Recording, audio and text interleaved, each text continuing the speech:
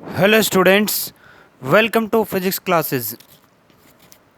आज हम क्लास 12 से इलेक्ट्रोस्टैटिक्स की सीरीज़ में electric field intensity at any point due to a short electric dipole करेंगे।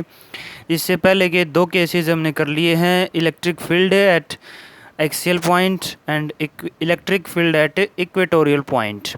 तो आज ये केस करेंगे हम। इस के पॉइंट पर हमें इलेक्ट्रिक फील्ड निकालनी है। ए बी एक शॉर्ट इलेक्ट्रिक डाइपोल है जिसमें इस डाइपोल की लेंथ इस आर लेंथ जो कि सेंटर से लेकर उस पॉइंट तक है, ये काफ़ी बड़ी है। एंगल बी ओ के, ये पॉइंट किसी थीटा एंगल पर है। ये पॉइंट हम कहीं भी ले सकते हैं, चाहे यहाँ लें, यहाँ या फिर यहाँ कहीं भी ले सकते हैं अपनी मर्ज़ी के अनुसार, जहाँ हमें इलेक्ट्रिक फील्ड निकालनी है। तो देखो, A B represents a short electric dipole of moment P along A B. A B के अलोंग इसकी डाइपोल मोमेंट है एंड बी ओ के थीटा दिया हुआ है। तो सबसे पहले हम करते हैं इस डाइपोल मोमेंट का रेजोल्यूशन, वेक्टरली रेजोल्यूट करते हैं इसको रेक्टेंगुलर कंपोनेंट्स में।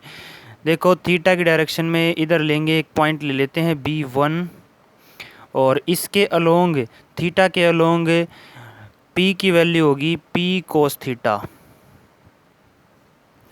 और इसके परपेंडिकुलर जो वेक्टर हमने लिया है उसके परपेंडिकुलर होगी P साइन थीटा। इन दोनों को रीट्रेस करते पीछे की तरफ, देखो ये बिल्कुल सीधी लाइन लेनी है हमें, ऐसे ही ये भी। इसका नाम यहाँ से रख लेते हैं A1, ये B1 रखा हुआ है, यहाँ A2 और यहाँ B2 रख लेते हैं। देखो, अब हमारे पास दो वेक्टर्स और आगे हैं, दो डाइपोल और आगे हैं, A1 B1 और A2 B2। A1 B1 के पास डाइपोल मोमेंट है P cos theta, A2 B2 के पास डाइपोल मोमेंट है P साइन थीटा। तो डाइपोल मोमेंट है तो इनके पास कुछ ना कुछ इलेक्ट्रिक फील्ड भी बनेगी। ये के पॉइंट देखिए, A1 B1 जो डाइपोल है उसके एक्सियल लाइन पर है ये, और A2 B2 जो डाइपोल है उसके इक्वेटोरियल लाइन पर है। दोनों का रिजल्ट यूज़ कर लेते हैं हम for A1 B1। A1 B1 के लिए K is an axial point. अगर ये एक्सियल पॉइंट है तो इसकी वजह से इलेक्ट्रिक फील्ड होगी, वो मान लेते हैं let E1 be the electric field intensity at A1 B1 या due to A1 B1 eight के पर होगी ये। इसका फॉर्मूला हम पीछे पढ़ चुके हैं, जो कि इसका मैग्नीट्यूड आएगा E is equal to KP by R cube for a short electric dipole. यहाँ लिख देते हैं फॉर ए शॉर्ट डाइपोल, एक छोटे डाइपोल के लिए। अब यहाँ A1 B1 पर देखो P की वैल्यू कितनी है, P का जो कंपोनेंट आया है वो है P कोस थीटा। तो हम यहाँ P की जगह P कोस थीटा यूज़ करेंगे। E1 is equal to KP cos theta by R cube.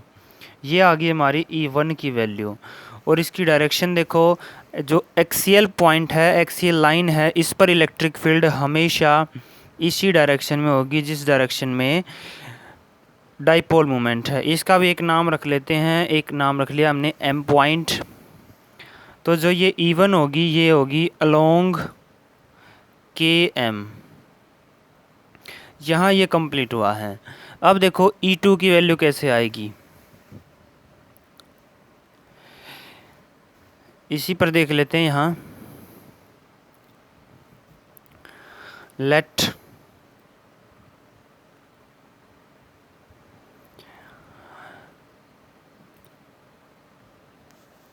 E2 be the electric field intensity due to A2 B2 at equatorial point के। अब ये के पॉइंट है जो ये इक्वेटोरियल पॉइंट बन चुका है इसका A2B2 का। तो इक्वेटोरियल पॉइंट के लिए देखो E electric field E2 is equal to KP/R³। Simply ये आएगी। तो E2 का मैग्नीट्यूड आएगा KP, जो P की वैल्यू है इस A2B2 के लिए वो है KP sin θ/R³।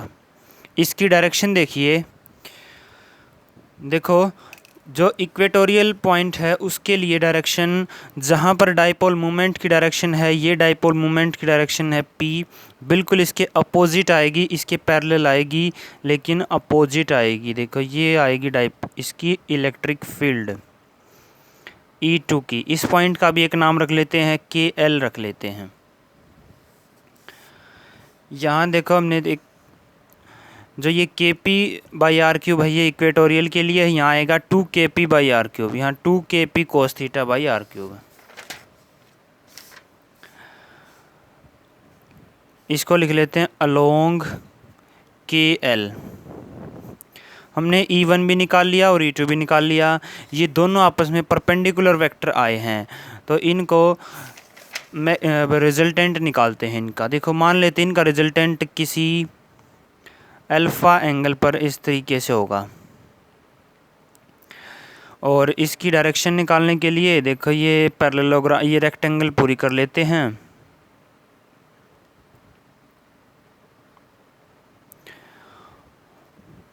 तो जो इस रेक्टेंगल का डायगोनल होगा वही इन दोनों का रिजल्टेंट होगा।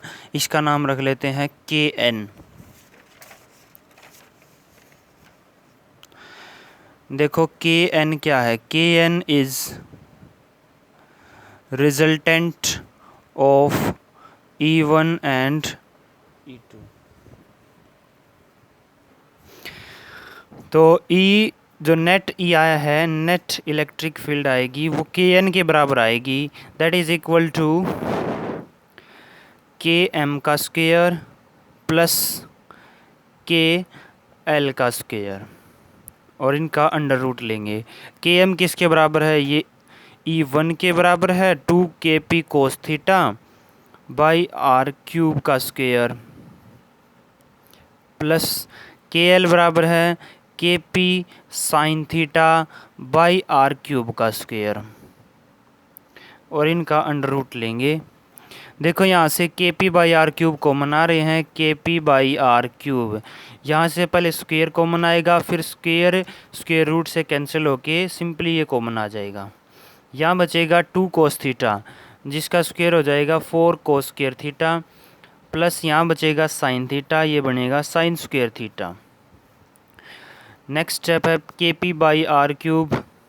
इसको और सिंपल बनाने के लिए ऐसे लिख सकते हैं 3 cos square θ plus cos square θ plus sin square θ।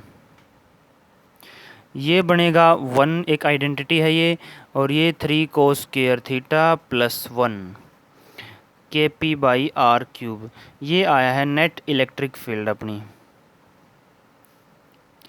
ये रिजल्टेंट है। अब इसके आगे सिंपल केस देखिए, जो स्पेशल केस बनेंगे, क्या रिजल्ट आया है अपना वो लिख लेते हैं एक बार।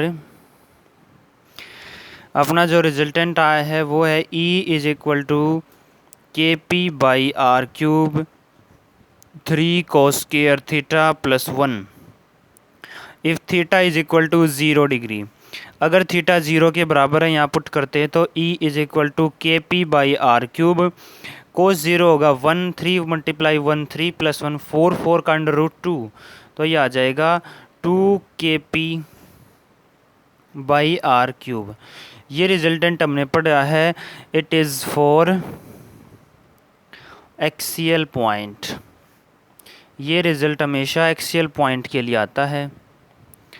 If theta is equal to 90 degree, अगर थीटा 90 डिग्री है तो E इज इक्वल टू देखो KP/R³, 3 cos 90 0, तो ये 0 बनेगा, प्लस 1 1 रह जाएगा। KP/R³, this is for equatorial point. ये हमारा किसी भी पॉइंट के लिए रिज़ल्ट था। देखो इसको थीटा का एक बार डायग्राम में देखते हैं। अगर थीटा की वैल्यू 0 है तो ये ए बी के अलोंग होगा, A1 B1 ए बी के अलोंग होगा और ये पॉइंट यहाँ आ जाएगा तो ये एक्सियल पॉइंट बनेगा, जो कि कैलकुलेट भी कर लिया हमने। अगर ये थीटा 90 है तो इस ओ के बिल्कुल इक्वेटर पर पूरे 90 डिग्री पर होगा, तो ये इक्वेटोरियल पॉइंट बनेगा। दोनों इसी के स्पेशल केस हैं।